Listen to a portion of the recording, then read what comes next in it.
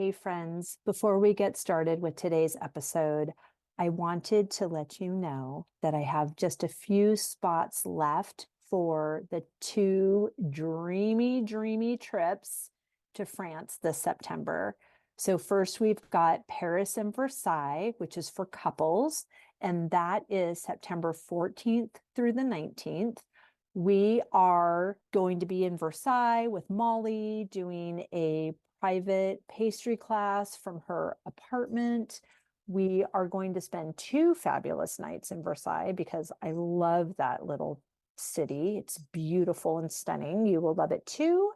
Then we will be off to Paris and we have a walking tour with Claudine Hemingway. We have a market tour and cooking class with Veronique with Cuisine Elegante. We'll be making an amazing multi-course lunch while drinking champagne and be in her beautiful Parisian apartment. We are going to be pickers for the day. We're going to Champagne with Cindy Carrillo and going to this beautiful small champagne producer, family run, woman-led. She's 10th generation. Her name is Christine. I cannot pronounce the name of the champagne house, so I'm not even going to hurt your ears by trying, but you will love it. It's going to be amazing. Then the next trip is in the Charente-Maritime, and it's just a day later. And we will be starting in Bordeaux and then having a fabulous lunch at the Intercontinental Hotel before we head off to the Charente-Maritime region to check into our gorgeous chateau that we have rented the entire property. It's on a 75-acre park. It's unbelievable.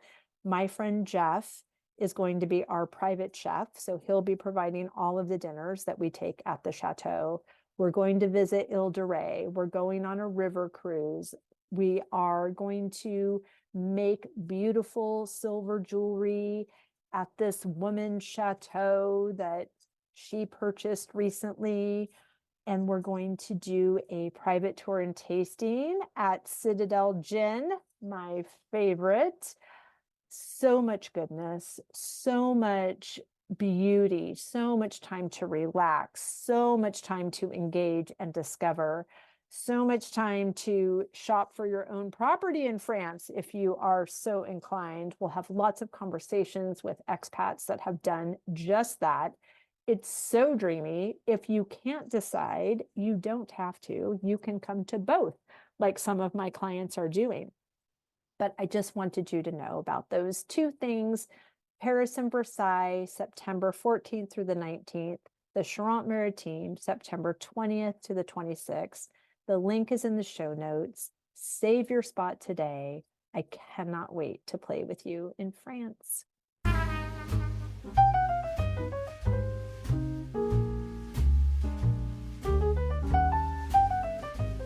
Hi, friends. This is Wendy Harrop, and welcome to the Say Yes to Yourself podcast. On the Say Yes to Yourself podcast, you'll hear stories from women just like us who are adding the practice of saying yes in their daily lives in big and small ways, and as a result are experiencing the truth that everybody wins when you say yes to yourself. Saying yes to yourself is a graceful unfolding, an intentional becoming of the very best version of you. It is my hope that in these conversations, we are able to find our truth and be inspired and empowered to live our very best lives. I'm so excited to go on this journey with you, and I look forward to finding a bit of our own story in each other's.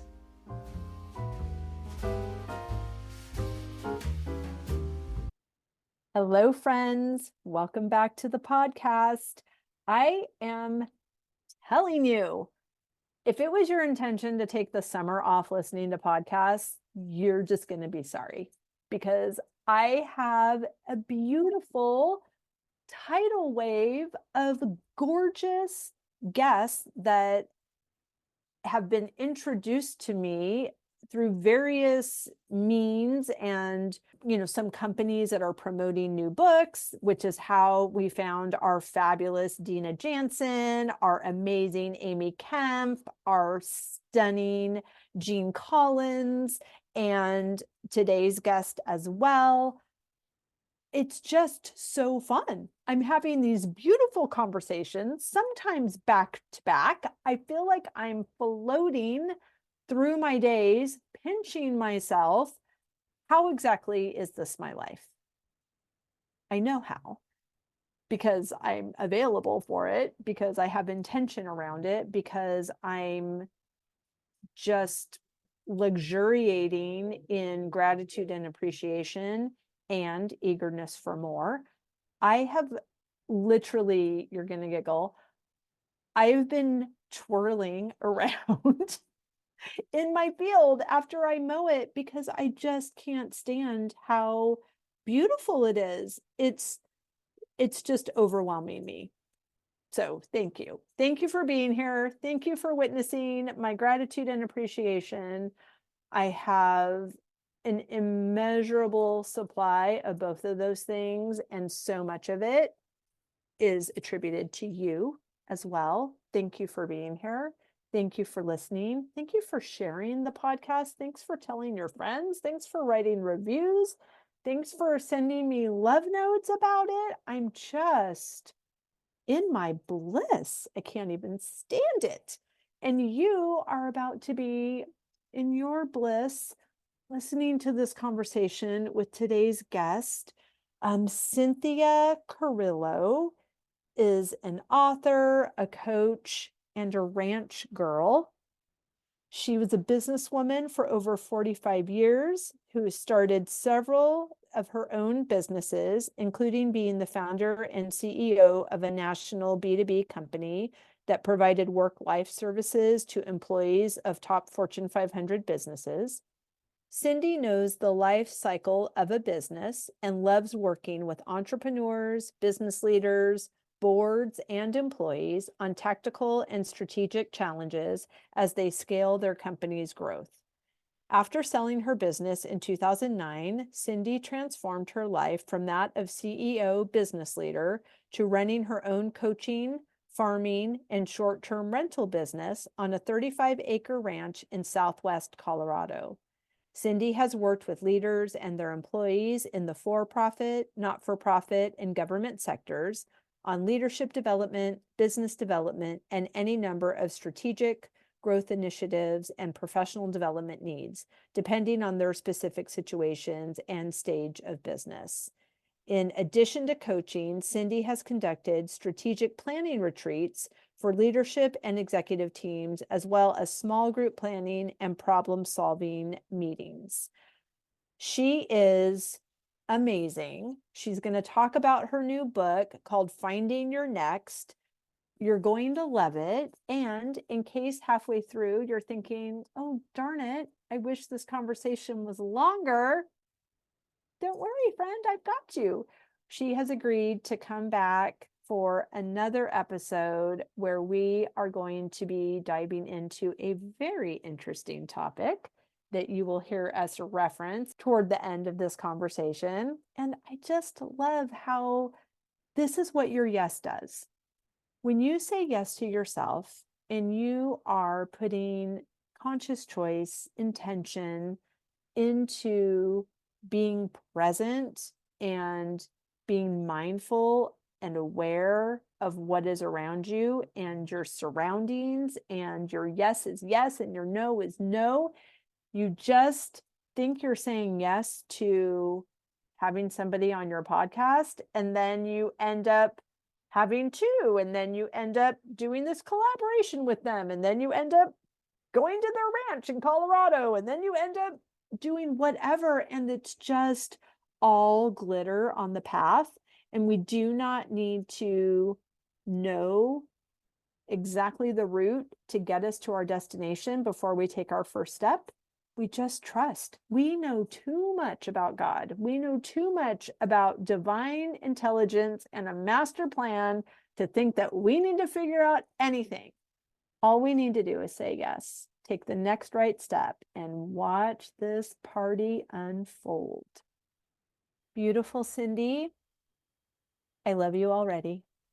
I'm so excited to have you, to have this conversation, to meet a kindred spirit who was called by a piece of property. I get you, I see you, I hear you. I have a feeling there aren't very many of us. So when we find each other, it is a love fest. Thank you for being here. Oh gosh. I woke up this morning, I was so excited. I was like, oh, we get to talk. What a joy. What a joy. Mm, Thank you it for having really, thank you. And thank you, Zoom, for the technology. And thank you for book promoters and all of the things that are all the cooperative components that come together that we know about and don't know about to make these beautiful connections and conversations happen. And for you who are listening, all of the things that had to happen to bring you to this moment in time with this space that you have in your day and this really intimate practice. We are in your ears. it. You could be at an airport, you could be in your kitchen doing dishes while other people are talking or doing their thing, and we're having a moment. And this is very profound and beautiful, and I know that I don't take it lightly. You don't take it lightly, Cindy, especially as people are reading your book as well. It's sacred. It is sacred. And I hope I can live up to this moment with you. Well, It's we quite the can. lead up.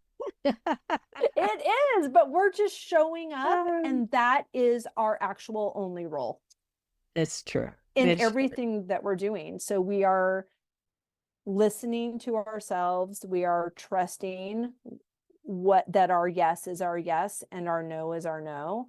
And when we find ourselves in conversations like this that are actually scheduled, or we sit next to somebody on a plane, to really practice presence and trust that none of this is random. And if we show up, we get to reap the benefit of whatever magic is about to unfold. Absolutely. I am here. I am showing up. You And are. it's interesting the way the premise of your podcast is on the yes. One, it's so positive. Two, quite optimistic. But three, yes is tough, especially for women. Mm-hmm. You know, we say it's easy for women to say yes all the time. What's tough for women is to put the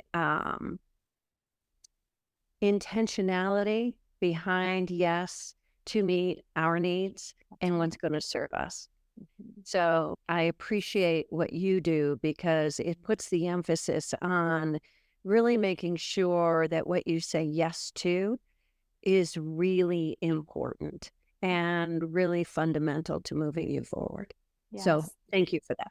Thank you for that. I received that. And really the premise and the title of it was born from when I started the podcast, I had a co-host and we had a completely different title, and it was called Love Letters, Life and Other Conversations. And we just chatted with each other, inspired by a love letter.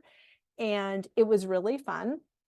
And at that time, I was promoting one of my trips to France. And I was sharing, the different people that we're going to have experiences with. And these are all women that are living their best French lives. And they said yes to the dream that was in their heart. And as I was inviting women to join me on this trip, I was reminding them that you're not saying yes to me.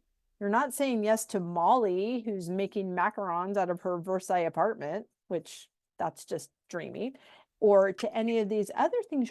You're saying yes to you. Yes. You're saying yes to yourself. And your yes, of course, is a yes to all of us as well.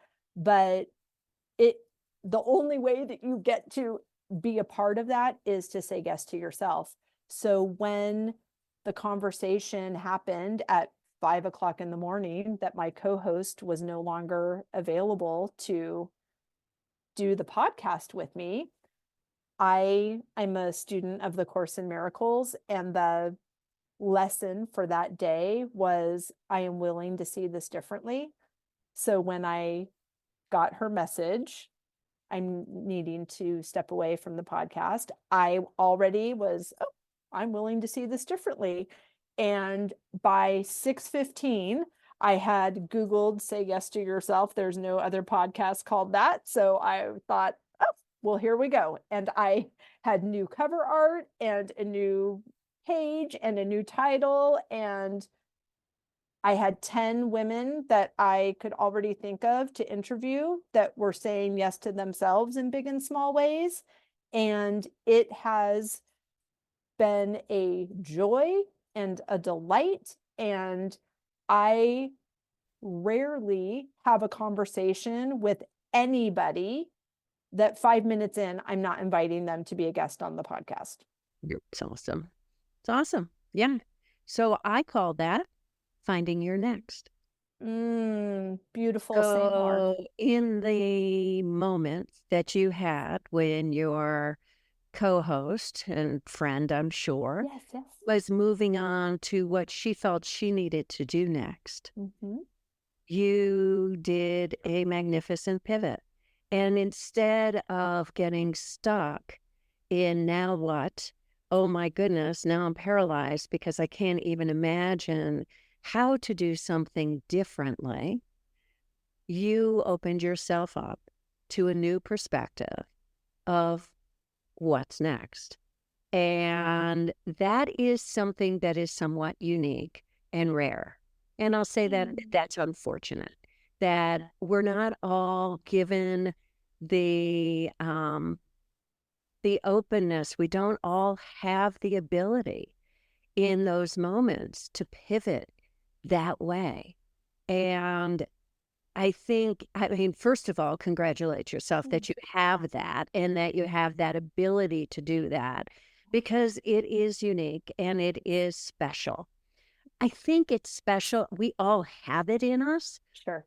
But I think sometimes it's difficult to find it and we get stuck. And some of it is fear-based of what's next. And some of it is not understanding how to embrace change. Because that's really what all of this is, right? Yeah. I mean, it's about being able to embrace change. And one of the things that I've learned over the years in business and throughout my life in working with people as clients and as employees and in whatever capacity, friends, family, is that change is often incredibly scary, like scary as hell for most people. Yeah. Right. And I heard a quote once that change is only a good idea or it's only enjoyable to the person whose idea it was, or yeah, everyone else is blindsided.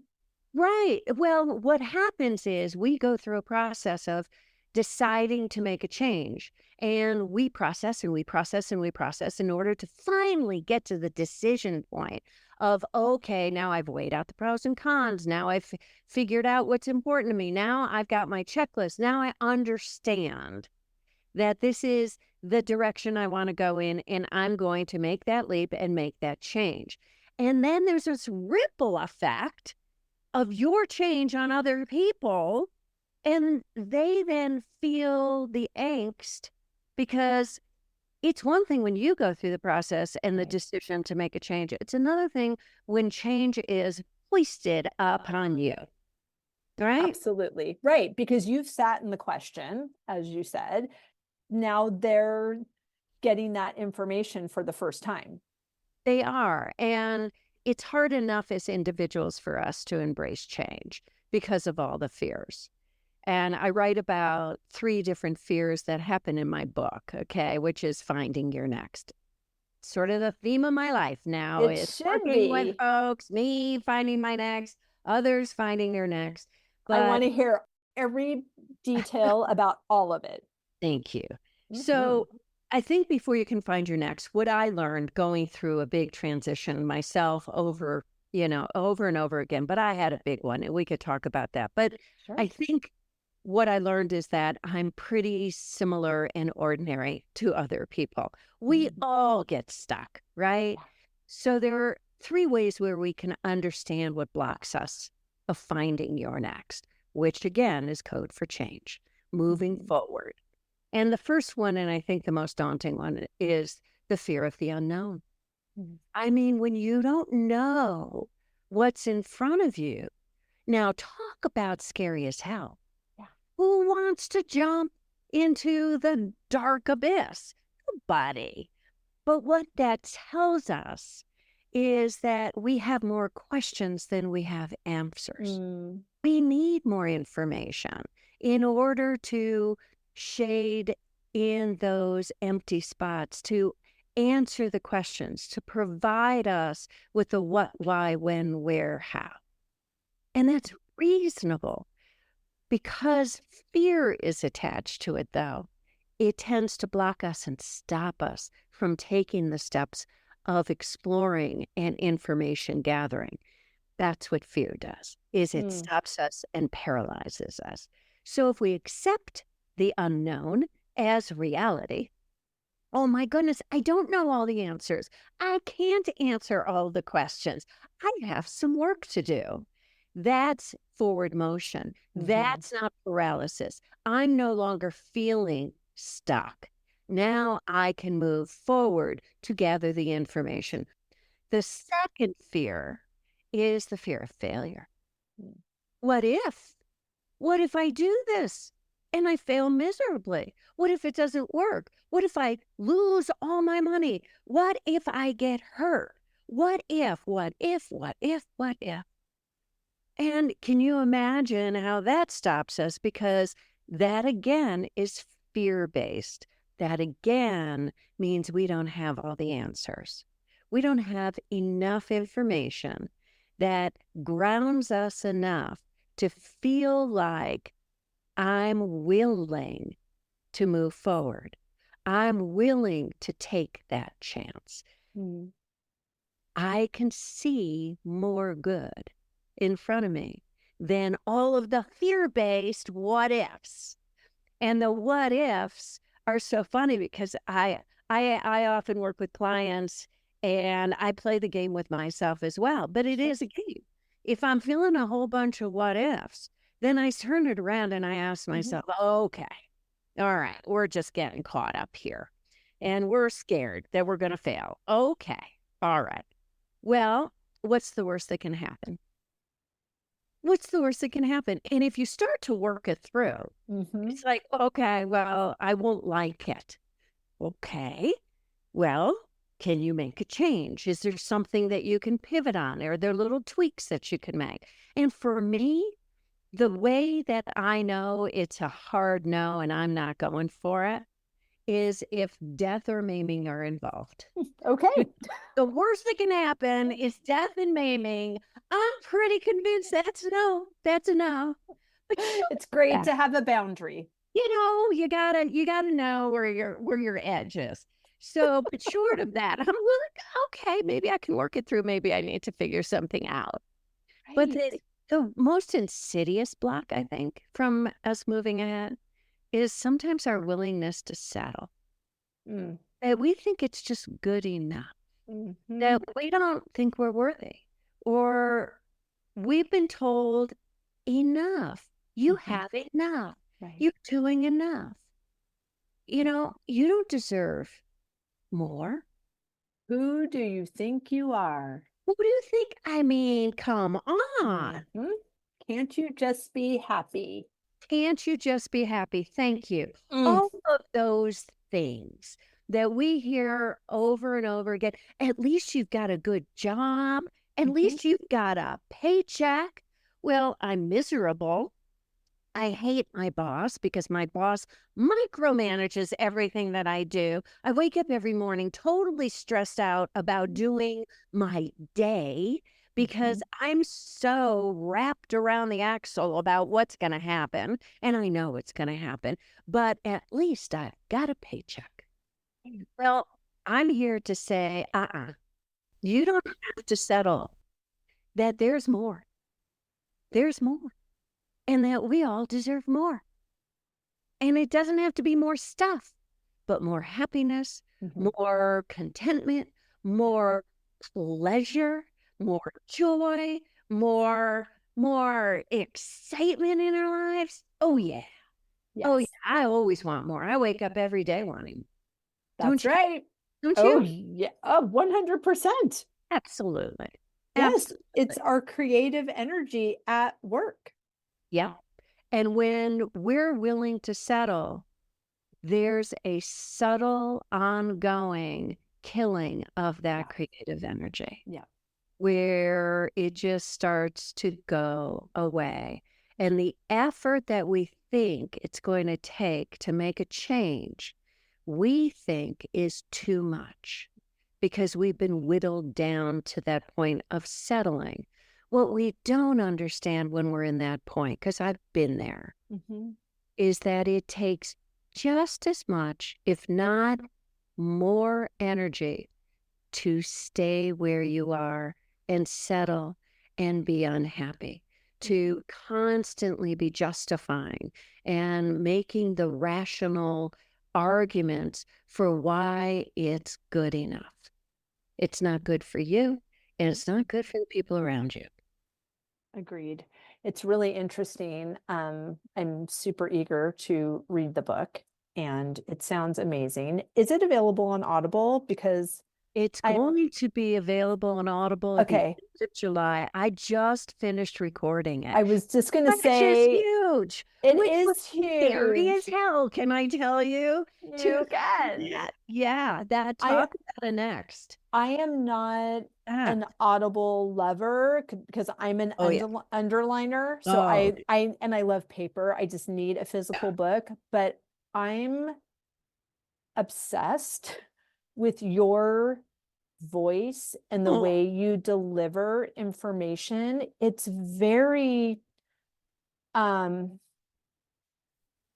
trying to find the right words. You have command of the information, of the knowledge, of the you have a knowing about what you're speaking of, and you have a confidence, you have a certainty about this that it it just delivers all of those feelings of safety in the midst of you speaking about the topic of fear.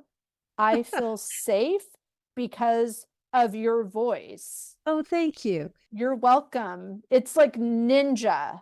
I appreciate that. I had to work through some vulnerabilities of the idea of recording the book. I had to do every part of this process in the journey with the book and finding your next. Um, Writing the book was a process. I started the book and wrote the book when I was 66 years old. So I'm 67 now, right? So Yay, that you. that is that is a time in life where there's a lot of messaging out there about it's time to slow it down. Hmm. It's time to give it a break. You're pretty well. You've done what you've done. Now bask in the glory and the lifestyle and I'm successful. I ran a company, I sold a business. I now live on a farm and a ranch. I mean, I live in a glorious life. There's messaging out there that says, oh, would you just be happy. And Right. That's, is oh, that okay? And I'm looking for more all the time. right. And I think that keeps my brain going, and it Mhm. keeps me younger, and it keeps me engaged. And so then I wrote the book, launched the book. Book's great. Love the book. Had a great time with the book. Then I wrote a workbook. I've never written a workbook, never wrote a book. But people learn differently and wanted a workbook. The workbook comes out next month with the audiobook. And then it was like, boy, I'm not really a reader anymore. I really love audiobooks. I love audiobooks. I'm like, I should record the book. But who am I to read a book? Though it's my story in my book, I should find somebody who's a professional in doing that.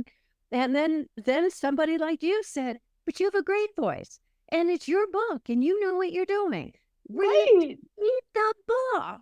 all of these all of these thoughts, like, even what you said, when we're in that third place, in the second and third place of fear, and we're hearing these, like, who am I to do this? And first of all, whose voice even is that? Because it's not our voice. We're the one that wants to do it, so why would we say, who am I to do it? I just said inside my body that I want to do that. So it identifying who that voice is, because again, who who is the authority that says a woman who's 66 years old can't write a book?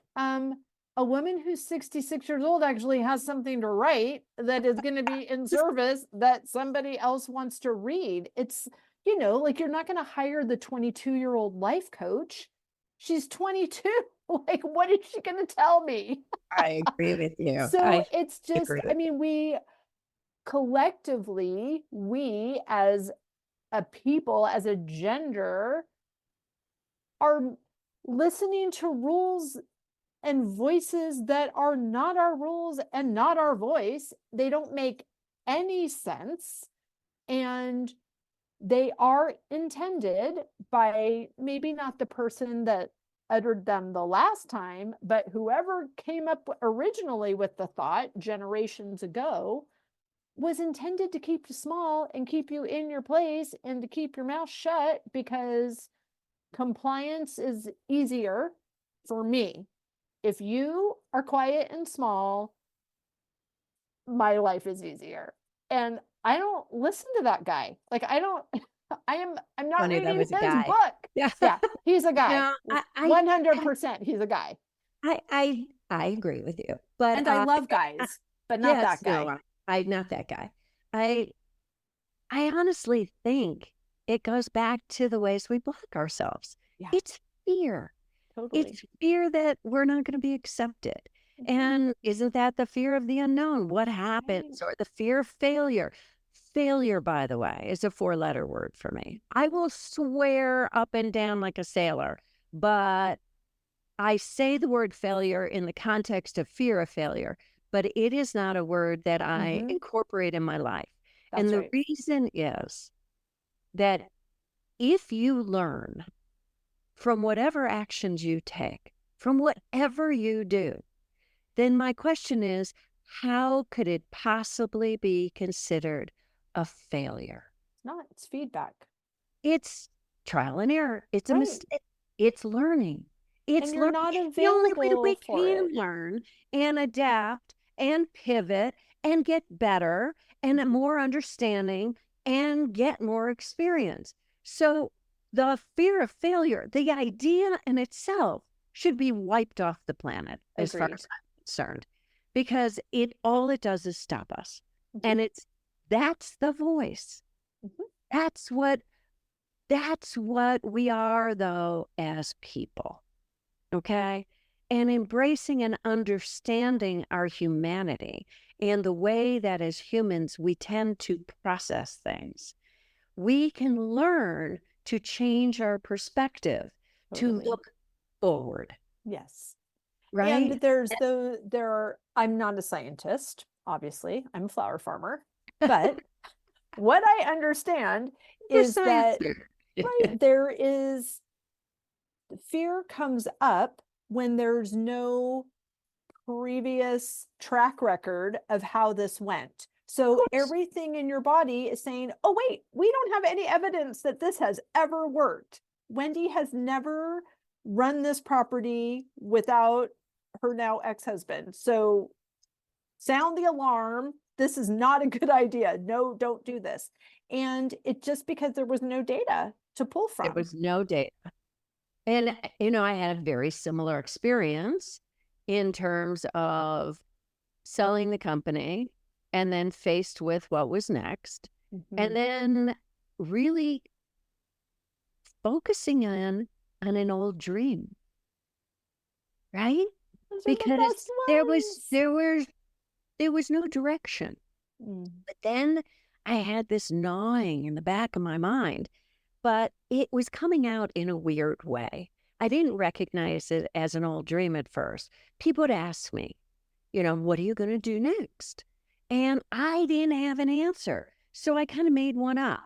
And the first thing I would say was, oh, well, I was 54 at the time. I guess I'll retire. But every time I said I was going to retire, I'd use air quotes around the word retire, like literally put my fingers up and do the air quotes when I speak to someone. I think I will retire, air quotes around retire. And I didn't know why I was doing that, except that I didn't actually relate to the word retire, which I think will be my second book, because who relates to the word retire? It's such a loaded word with so much loaded stuff. So I think we've got to address it. I love it. Then they wanted more. Well, what does that mean? And so then I came up with this line of, well, I think I'm going to go out and find a piece of property with a magnificent view. And I will sit on the front porch like a rocking chair with a really big hat. And I'll just enjoy the view. Why you need a big hat for that, I'm still not sure. You're just making it up anyway. I was going for it, painting the picture. And the reality was that when I was 19 years old and first moved to Colorado, my best friend then and still now, Nancy, and I got into my 1965 Volvo and we hit the road to explore the state.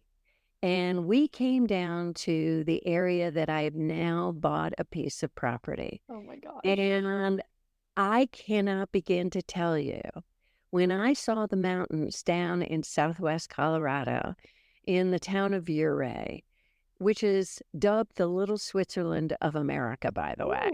It's magnificent. I looked up at these mountains and I thought, and I think I said it out loud, like really loudly, one day I'm going to move down to this area and live here. Now, I was 19 years old. I have chills. So, right. Thank you. We moved back. We drove back and life happened. And a magnificent life happened. I've had a very storied, lovely life. I got married. I had 2 children. I worked with my parents at one point. I learned so much and then started my own business, grew a business. As I was growing my children up, I grew a business up. And after 20 some odd years, I realized, time for a change. I was no longer married, still very good friends with my ex-husband, love him dearly. My children, magnificent adults. What's next? What's next? And then I remembered the dream based on what I was just talking about with, what are you going to do next, in almost a joking manner, and realized, well, wait a second. Why is that a joke? Where did that come from? And then I remembered back to being that 19-year-old who fell in love with this area of the state. So I started looking.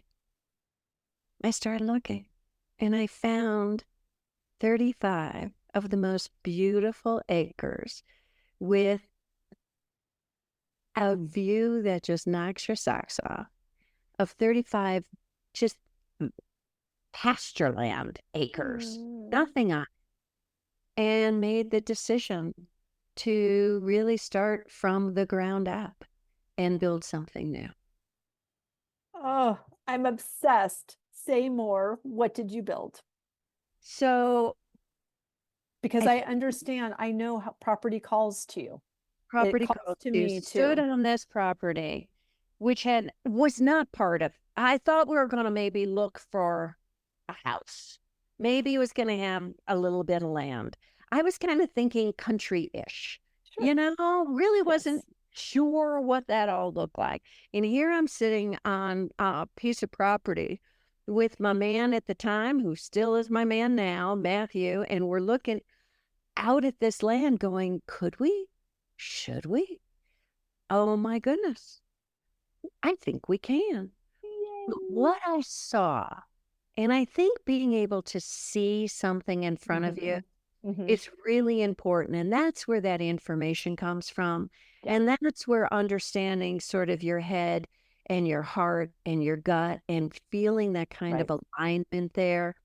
And I talk about all this in the book, but the time of standing there and looking out, what I could see Mhm. was I could see my family. I could see grandchildren that weren't grandchildren at that point, like running and jumping and giggling. And I heard laughter and I thought, oh my goodness, there's possibilities. I couldn't Mm-hmm. see where the barn was going to go. Oh, I didn't even know we were going to have a barn.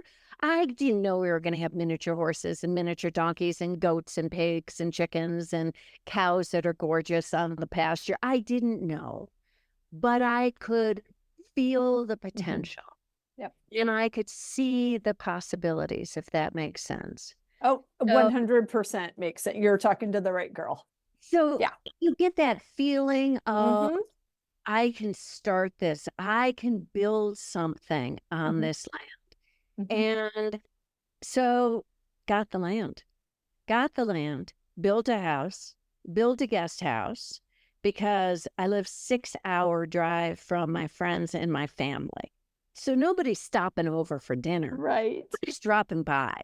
People coming for a few days. So I need love to put it. them someplace. So went through this process of what's important. And I talk about this in the book too, that part of decision making on what direction, what path to take to find your next is about if we want to do it intentionally.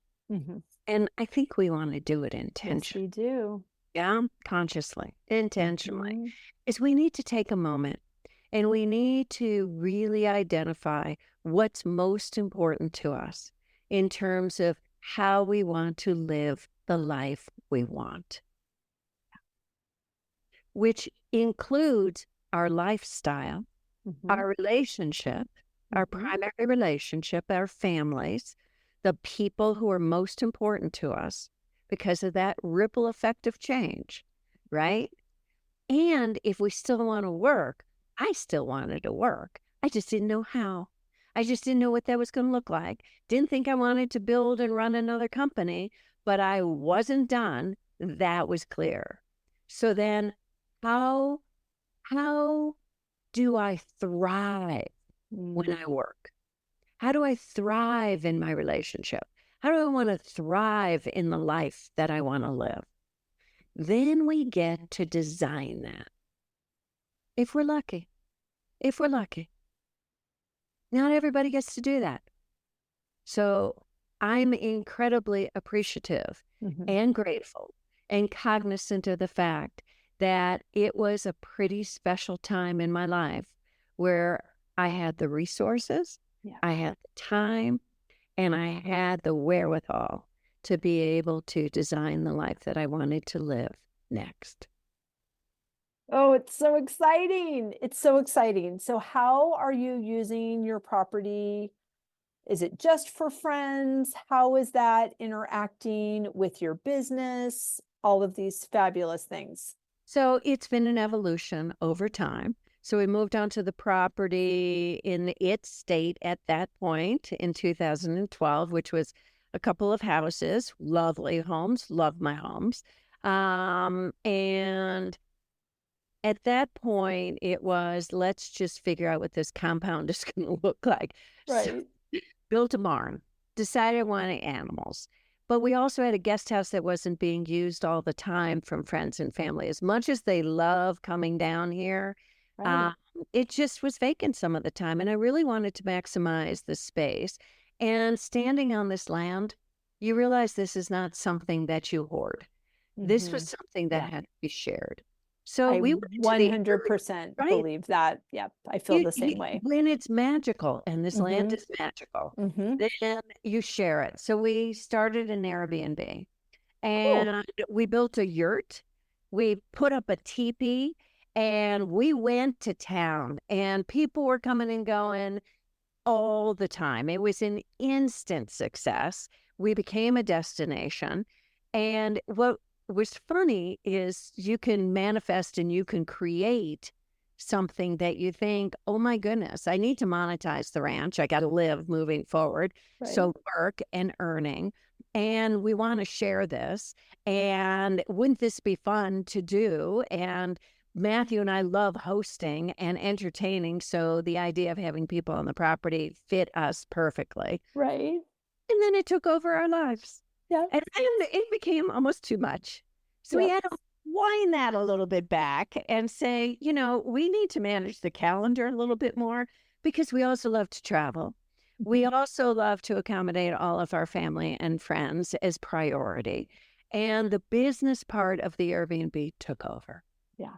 So we constantly need to reevaluate what's Hmm. important and realign our lives. Right. The other part of it is I was coaching. Once I moved to the ranch, I realized that there was a reason that I got a master's in social work when I was in my Hmm. 20s. And I built the business on it. And I thought, oh, that's why I have an MSW, because I'm running a business that's people oriented and I'm embracing my leadership and mentoring and everything else.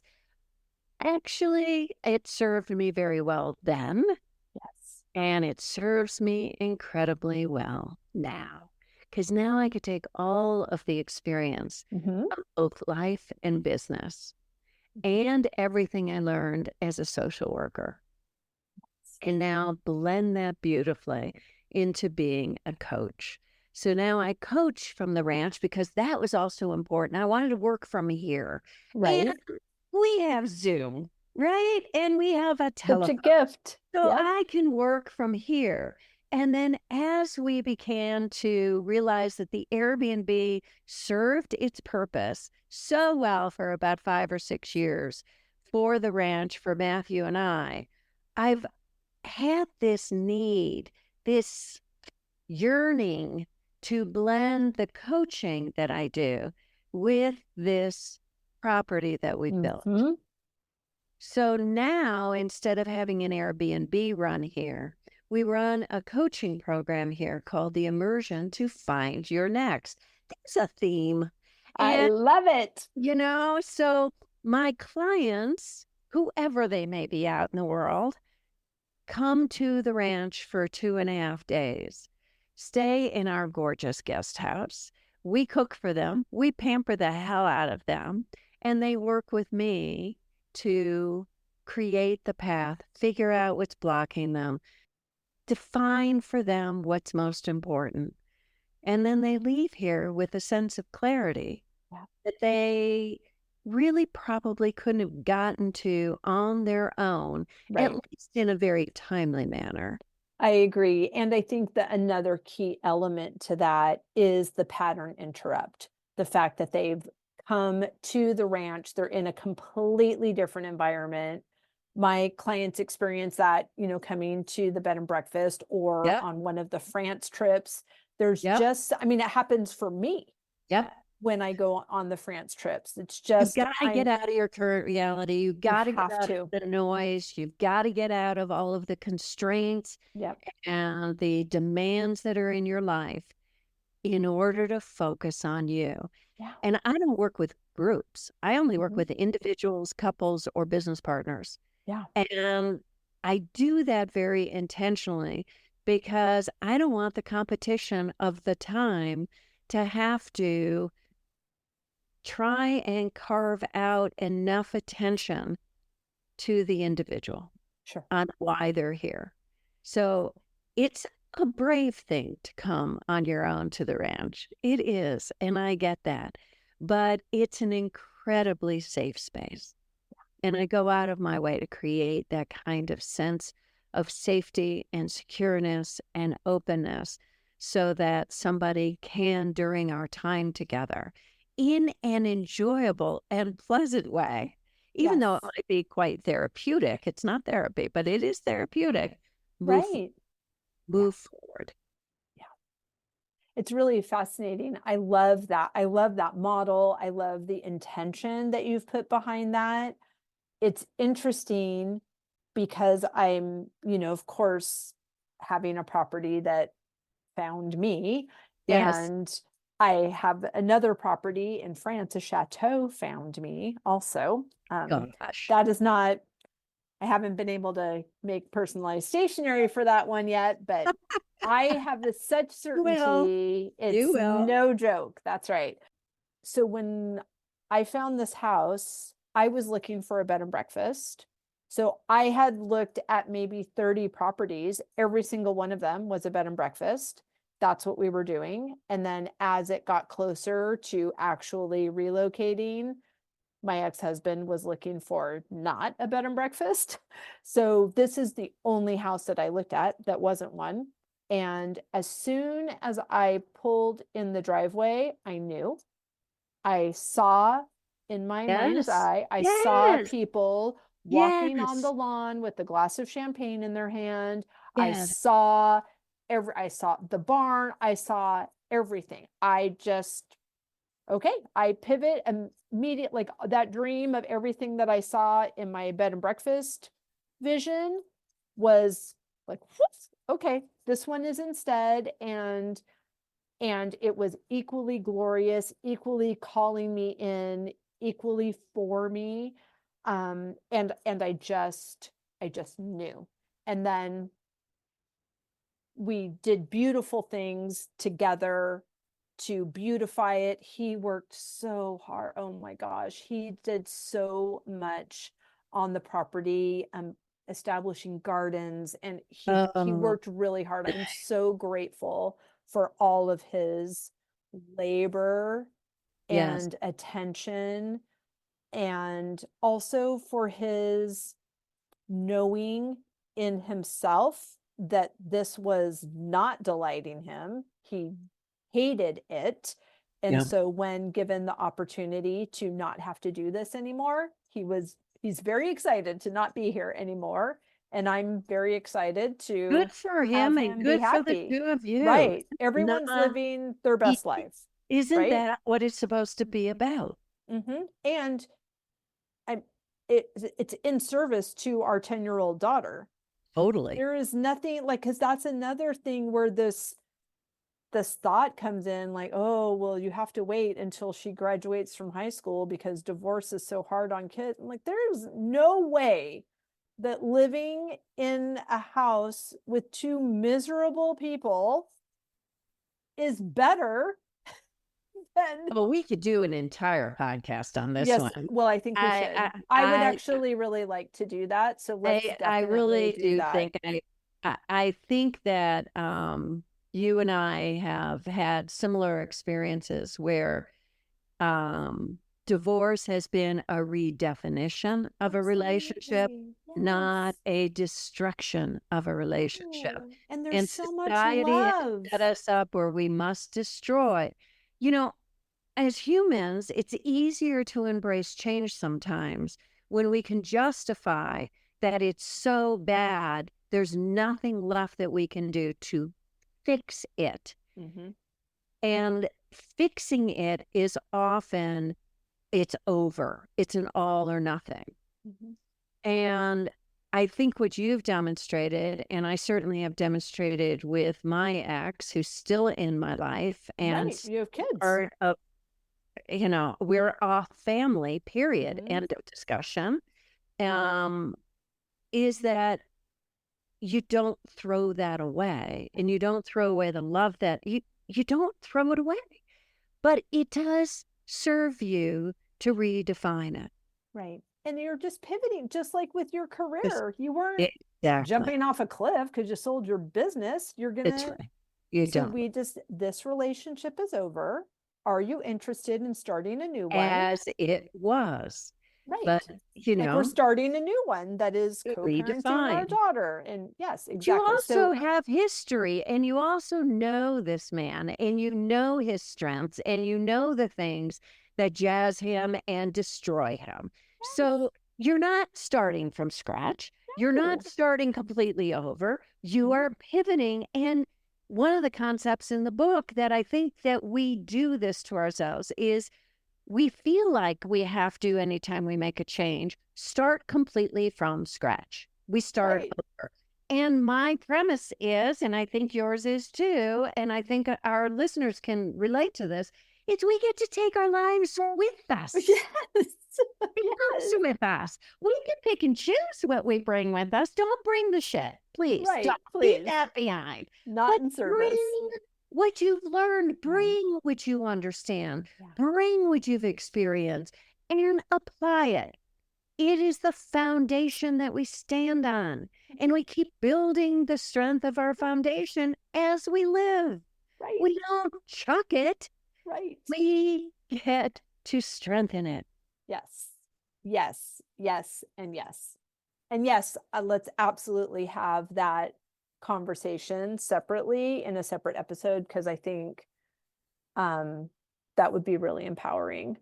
And the reason that I was saying that was when he did leave the building, I went straight to town hall and registered to be a bed and breakfast. So it was, Yes. I get to be, do, and have anything I desire. And these things are not happening to me, they're happening for me. And I can see how I was looking at properties that had 13 guest rooms or 18 guest rooms in that and a 40-person restaurant. And that was like, yes, that sounds so fun. And hooray, I would never even delude myself to think that I could do that on my own. I require staff, which is brilliant, right? And so that was so All the great. business. Right? But then to have it here, I only have 2 guest rooms. And there are those voices that are not mine. Thankfully, I've identified they're not mine. People saying, oh, you don't want a bed and breakfast because you'll be tethered. And I can now say, okay, you don't want a bed and breakfast, but you're not me. So you actually, the way I do this. yeah. And guess what? You don't have to. Just like the people saying you have a good paycheck, you should just stay in that job you hate. You don't want to quit your job. It's like, who are you? Like, you're not me, and you don't know what I want. And those are people who are terrified of change. Right. And that's okay. They don't have to. I mean, I had friends, and we can talk about it on our other podcast episode, that had suggestions for me. Like, you have to sell the house and get a job because people would pay so much for what you do. Like, have you met me? Like, I have a job and it is this house. Like, I'm not just because that doesn't sound fun to you, but all to say, we get to define what this looks like. So I have a bed and breakfast. I agree. It's 2 rooms.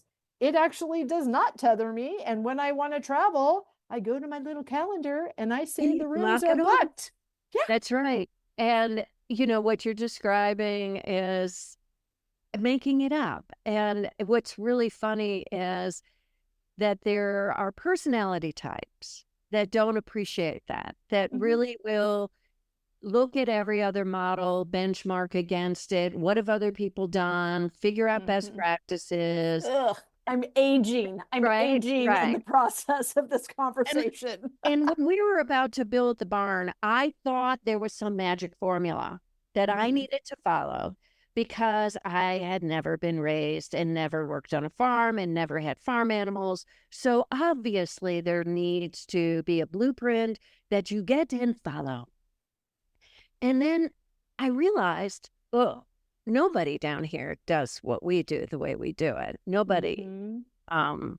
nobody, because they were sort of raised in a way that you should do it. And there are practices for ranching and farming that you take those practices and that science and those, best wisdom ways of doing things, and you incorporate into whatever that your style is and your creation is. But I am a make it up kind of gal. I'm entrepreneurial. That's who Mhm. I am. Mhm. And the thought of copying and duplicating someone else's blueprint made me nauseous. Mhm. Understanding best practices, and then because we're dealing with live beings, or Right. I want to grow the best crops, I probably should know about soil and temperature and altitude and all those things, because you don't want to be stupid and an idiot about Exactly. doing things. You want to learn, Mhm. but we got to make it up the way we wanted to. Yeah. Right. We're creating it. Of course.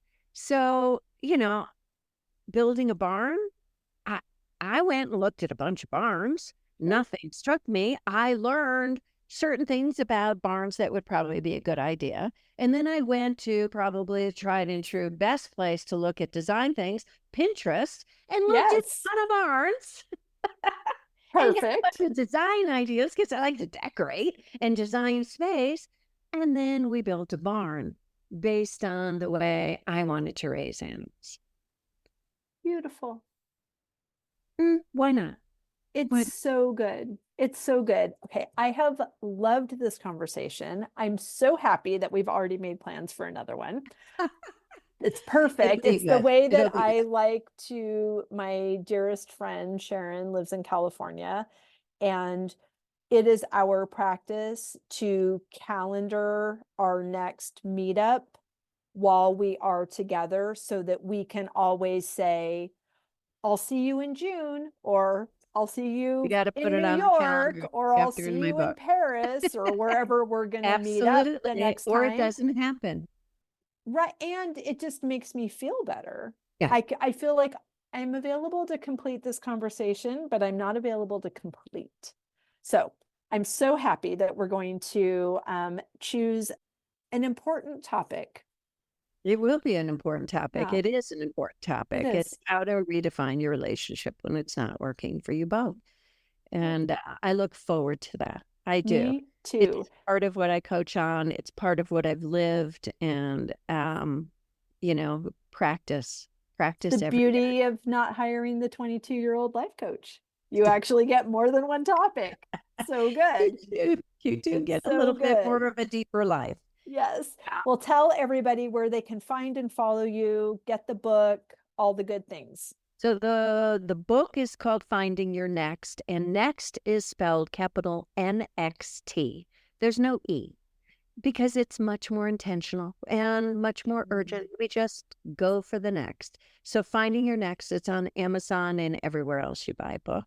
The audio book and the workbook will be coming out at the end of July. So I hope you'll go there and see that. There's obviously an ebook as well. And my immersion to find your next program is on my website called Shocking, Finding Your Next, NXT.com. And you can contact me there. I do take coaching clients when it's a good fit. I only take 12 at any given time. And so I've got a couple of openings right now because we're in the middle of the summer, but I would love to work with any of your listeners. Thank you so much. You are so generous. Like I said, I love this conversation and I'm excited to continue. Thank you so much for being here. My pleasure. Thank you. You have a wonderful day. Right back at you.